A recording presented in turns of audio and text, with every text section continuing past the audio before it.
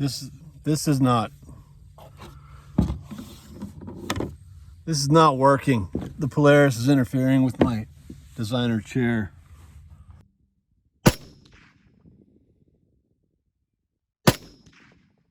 It's a weird day here in Texas. It's overcast. It's kind of cold. Ooh, hey, there's my shooting chair. See, some people say I have the best shooting chair in Texas. You know, I'm not one to brag, but it's pretty high. Sorry about the lighting. We do not have power. Texas is completely frozen over, but because of it, we don't have power. So the lighting is very odd. It's being run from a tiny generator outside. I'm wearing this jacket because it's freezing in here. That's okay. We're gonna do this anyway. And you're gonna notice inconsistencies like my clothing and other things. So we're gonna talk about two things today. We're going to talk about what to expect from the affordable side of Vortex optics. We're also going to talk about Springfield M1As. We're going to talk about standard Springfield M1As, not match, not the high-end stuff, just regular M1As. This is a SOCOM 2. We've got we're probably going to put this on the standard, the full size. We've got 3 different M1As, and we're going to talk about what to realistically expect out of these rifles. There's a bunch of different arguments going online at all times, from the M1A camp claiming that this rifle is the best rifle in the world. There's people claiming that it's a terrible rifle. It is neither of those two things. It's a wonderful rifle that is very inconsistent. The thing about these rifles that makes them inconsistent is that there's a lot of stuff going on that affects the different pressures touching your barrel and your gas system.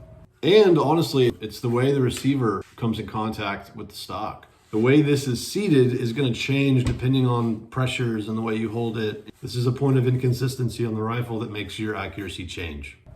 That's all there is to it. It's not that complicated. Because of that, it's not a tack driver.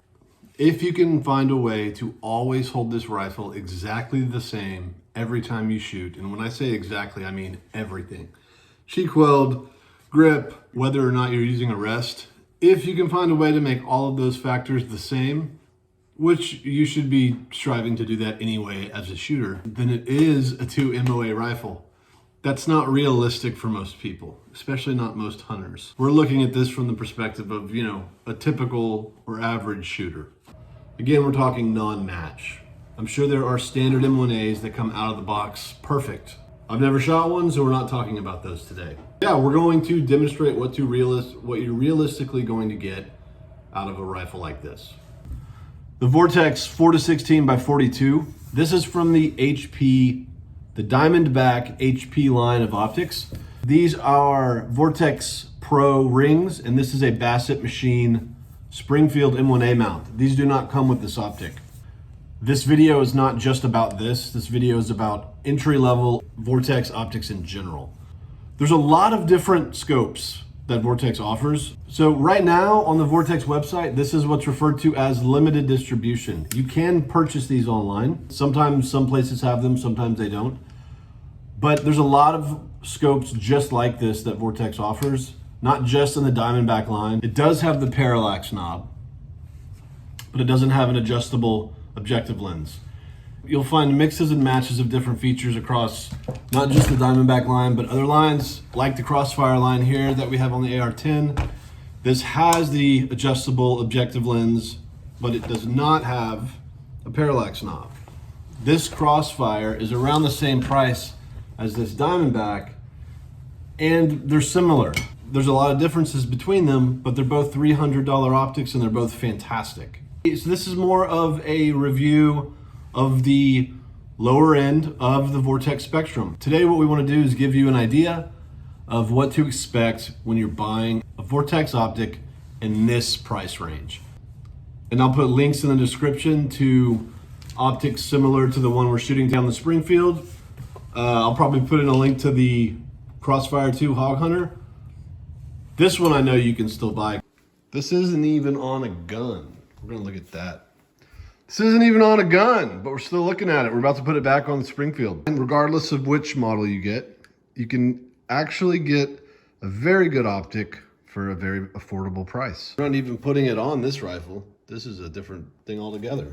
This is what I consider kind of a more standard. Standard's probably not the word. It's just kind of a regular scope. It's a phenomenal scope. It's a great product. It has plenty of magnification, but it's not too crazy. It's a good deer hunting scope. That's what this rifle's for. This thing came with a sunshade and a lens cover that's long enough to cover the entire optic with the sunshade on, but it will also close and cinch up and cover the optic with the sunshade off. Keep in mind, this is a 1-inch scope tube. This is not 30 millimeter. So if you are taking a link to buy an optic like this, always make sure you look at how big the scope tube is. 1 inch and 30 millimeter are different things. And if you're new to scopes and scope mounting, that can really mess things up if you don't match up the ring size with the tube size. Got our targets up. Now we're gonna head to 100 yards. What we're shooting here is a Springfield M1A, a standard version, and it has the sunshade on it right now, which I just keep that there so that I don't lose it. Let's go ahead and take the sunshade off. We're not gonna need that. There it is. We have got a Basset machine mount here. So if you're not familiar with that, again, links to all this stuff are in the description.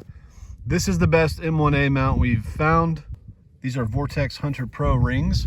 I like these rings a lot, not just because they work well, but because they've got the torque settings right there on top of them. We have a Voodoo Tactical cheek riser here, and right here in the back, we have a limb saver. For some reason, the Springfield M1As have a lot of recoil. I don't know why. They're a pretty heavy gun, so this limb saver really helps. So back to the optic. This is the magnification ring. It's, you know, very smooth, as most Vortex optics are. Everything's very high quality, very smooth, but it's also got plenty of tension to keep it in place. These are the turrets. I love Vortex turrets. The turrets have this screw-on safety cap. One click is 1/4 MOA. And the clicks on this scope are very noticeable. It makes a click, you can feel it. So, you know, it's Vortex quality.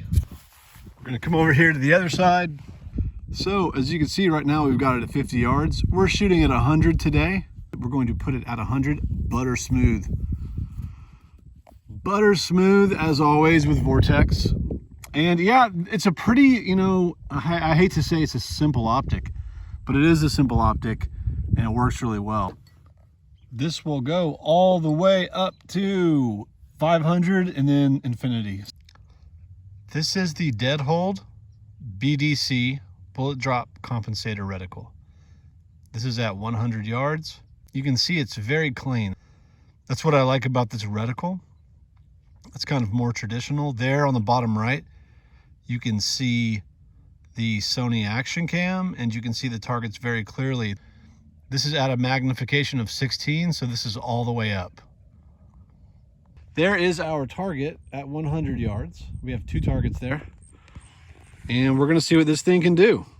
Now, I'm excited to have it back out. The thing about the Springfield is, and I've got to be careful when I say this, so I love this rifle. This rifle's phenomenal, but it's not a hyper accurate rifle. It is phenomenal. And look at that chair. I mean, so I do love the rifle, but it's not that accurate compared to some of the other platforms today. Like, this is a 2 MOA gun. Now, if you put match ammo in it, God, that chair. If you put match ammo in this thing, you can get it to 1.5, 1.75 MOA. But with this rifle, it's not really about, it's just classic. It's just so much fun to shoot. So I'm not expecting to be shooting small groups today. I'm not going to shoot small groups. I'll probably shoot 2.5 to 3 MOA. That is no reflection on this scope. That is a reflection of this being a stock M1A. They sell M1As that are more accurate. They're $3,000, and then you probably would have to put another few $1,000s in them to make them shoot sub MOA. And we will just be doing 5-shot groups.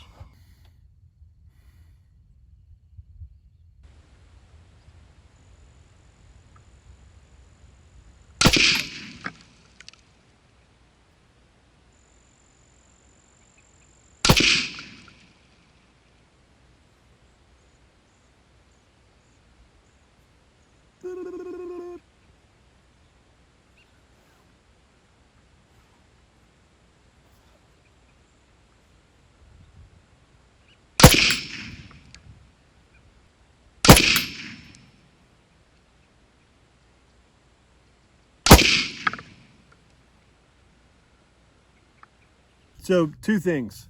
First of all, something I like about the M1A, the action stays open when it's empty. It's just a nice touch. Second of all, your cheek weld is extremely important. I'm not doing anything complex here.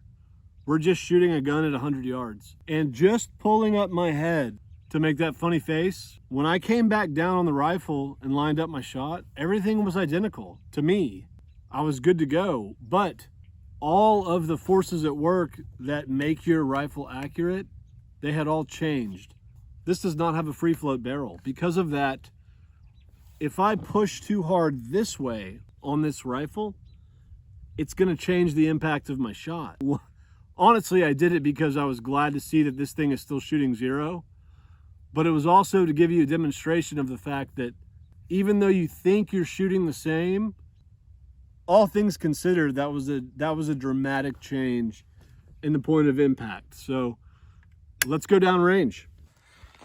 So we're gonna zoom in here. That's 4 shots. This is about 1.5 inch MOA, which is kind of odd. And then here's funny face. This is the best I've gotten out of the Springfield with just kind of generic hunting ammo.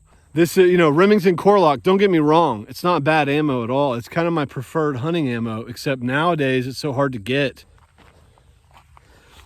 I'm still a little surprised, if I'm honest. I'm still a little surprised at how much of an impact the funny face had. We're gonna do 5 rounds on the right-hand target, and that's it. This Vortex Diamondback has been mounted for 4 years now, I want to say, and it's not off. I loaned it to a buddy, and I'm sure he did disastrous things to it, but it's still holding 0. Maybe we don't have to shoot as much as I thought, but I hope this information is valuable.